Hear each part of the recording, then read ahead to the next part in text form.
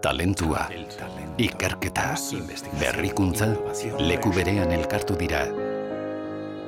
Beren etxean.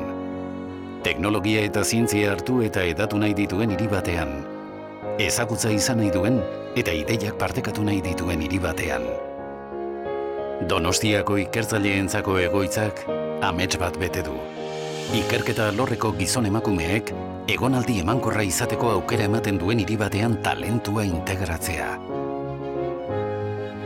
Haientzat, haien familientzat.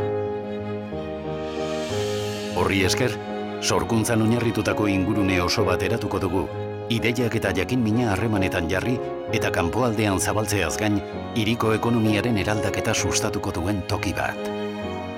Donostia, zientzia eta teknologiaren Europan sartu da, eta Estokolmoren, Berlinen, Bartzelonaren edo Nantesen pare dago. Hiri horiek tradizio handiko egoitzetan hartzen dute ikertzaileen komunitatea, eta hura mugitzea eta ideiek migratzea errazten dute.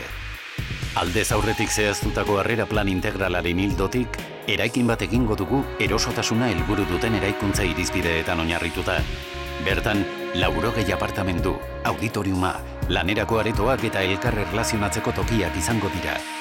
Eraikina iraunkorra eta energia kontsumo aldetik begiratuta eraginkorra.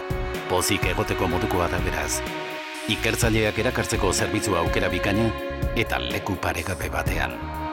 Haientzat, haien familientzat, hiriarentzat.